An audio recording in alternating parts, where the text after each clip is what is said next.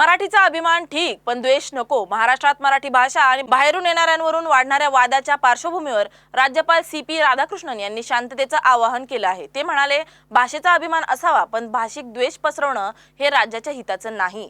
ते पुढे म्हणाले की महाराष्ट्रात सर्व भाषा, धर्म आणि जातीचं स्वागत व्हायला हवं, कारण अशा मानसिकतेतूनच राज्याचा सर्वांगीण विकास होतो. जर मराठी माणूस बाहेरून येणाऱ्यांना त्रास देत असेल तर मोठी गुंतवणूक राज्यात येणार तरी कशी?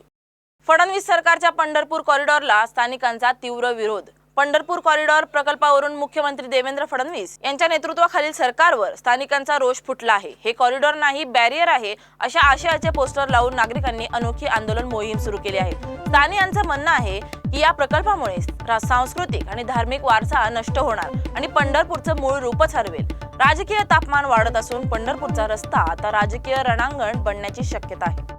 शिंदेंच्या खात्यावर नियंत्रण वाढलं. आता नगर विकास विभागाच्या मोठ्या निधी वाटपासाठी मुख्यमंत्री कार्यालयाची परवानगी अनिवार्य असणार आहे. उपमुख्यमंत्री एकनाथ शिंदे यांच्या खात्यावर मुख्यमंत्री फडणवीसांनी क्लोज वॉच ठेवण्याचा निर्णय घेतला आहे. स्वपक्षीय आमदारांना प्राधान्य दिलं जातं, मित्र पक्ष वंचित राहतात अशी तक्रार होती. त्यामुळे आगामी स्थानिक निवडणुका लक्षात घेऊन पारदर्शकतेसाठी हे पाऊल उचलल्याचं सांगितलं जात आहे. आता सर्व जिल्ह्यात निधी समप्रमाणात वाटतोय का याची तपासणी CM कार्यालयात करणार आहे.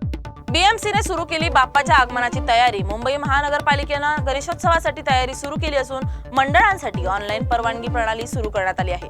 यंदा पर्यावरणपूरक मूर्ती डेकोरेशनसाठी मर्यादा आणि कडक नियमावली लागू करण्यात आली आहे. म्हणून यंदा उत्सवही शिस्तीत आणि बाप्पासाठी हिरवळही असणार आहे. सिडको लॉटरी पुन्हा लांबणीवर. 15 ऑगस्ट नवा टार्गेट. नवी मुंबई, ठाणे, कल्याण, डोंबिवली परिसरातील सिडकोच्या सवलतीच्या घरांची प्रतीक्षा करणाऱ्यांसाठी निराशाजनक बातमी. सिडको लॉटरी पुन्हा लांबणीवर टाकण्यात आली असून त्यामागचं कारण म्हणजे सरकारकडून घरांच्या किमतीवर अंतिम निर्णय न होणं. सूत्रांच्या माहितीनुसार बाजारभावाच्या तुलनेत सिडको घरे स्वस्त असावीत का, बाजार दरासारखीच असावीत का, यावर निर्णय रखडला आहे. क्लास 1 अधिकाऱ्याने लावला बाथरूम मध्ये कॅमेरा. पुण्यातील एका उच्च पदस्थ क्लास 1 ऑफिसरवर पत्नीच्या बाथरूम मध्ये गुप्त कॅमेरे बसवून व्हिडिओ शूट केल्याचा आरोप झाला आहे. पीडित महिलेने वानवडी पोलीस ठाण्यात तक्रार दाखल केली असून पतीसह सासरच्या 7 जणांविरोधात मानसिक व शारीरिक छळाचा गुन्हा दाखल केला आहे. महिलेचं म्हणणं आहे की लग्नानंतर पासूनच सासरचे लोक तिच्यावर संशय घेत होते, मारहाण आणि गुप्तपणे नजर ठेवत होते. बाथरूम मध्ये कॅमेरे लावल्याचं समजताच तिने पोलिसांकडे धाव घेतली आहे. पिंपरी चिंचवडमध्ये पुन्हा एकदा हुंडाबळी.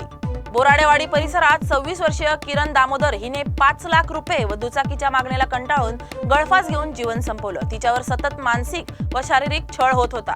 पती दारू पिऊन मारहाण करत असे. 1.5 वर्षाच्या चिमुकल्याची आई आज मृत आहे. फक्त हुंड्याच्या हव्यासामुळे पोलिसांनी एका आरोपीला अटक केली असली तरी हा थरकाप उडवणारा प्रश्न अजूनही उभा आहे की हुंडाबळी नक्की थांबणार तरी कधी? हिंजवडी शिवाजीनगर मार्गावर दुसऱ्या ट्रायल रनने घेतली गती. पुणेकरांसाठी दिलासादायक बातमी. हिंजवडी ते शिवाजीनगर या मेट्रो लाईन 3 वर दुसरी हाय स्पीड ट्रायल यशस्वीरित्या पार पडली. या मेट्रोमुळे हजारो IT कर्मचाऱ्यांचा प्रवास होणार जलद आणि सोयीचा आणि ट्रॅफिक फ्री पण. पेट्रोल डिझेलचा खर्च वाचणार, वेळेची बचत होणार आणि प्रदूषणातही घट होणार. अगोदर बन मध्ये काच, आता झुरळ. गुडलक कॅफेचे दिवस संपलेत का? मुंबई पुणे महामार्गावरील प्रसिद्ध गुडलक कॅफे फूड प्लाझा मध्ये अंडी भुर्जीच्या ताटात झुरळ आढळल्याची धक्कादायक घटना घडली आहे. ग्राहकाने थेट याबाबतची तक्रार करून फोटोही सोशल मीडियावर शेअर केला, ज्यामुळे कॅफे विरुद्ध संताप उसळला आहे. एकेकाळी लोकप्रिय असलेलं हे कॅफे आता स्वच्छतेच्या मुद्द्यावर गडगडलंय का? पत्नीच्या अनैतिक संबंधाचा थरार वैतागून पतीने स्वतःला पेटून घेतलं. नांदेडच्या अर्जापूरमध्ये संतापजनक प्रकार. पत्नीच्या बाहेरील संबंधांना वैतागलेल्या 40 वर्षीय आनंदा जाधव यांनी स्वतःला पेटवून घेतलं आणि उपचारादरम्यान मृत्यू झाला. पत्नी राजश्री आणि तिचा प्रियकर शंकर पांचाळ यांच्यातील संबंधांवरून सतत वाद, छळ, मानसिक तणाव आणि अखेर एक जीव गेलाच. कुंडलवाडी पोलीस ठाण्यात दोघांविरुद्ध गुन्हा दाखल करून अशा घाणेरड्या संबंधांमुळे घर उद्ध्वस्त होणं कधी थांबणार असा अनेकांना प्रश्न पडलाय.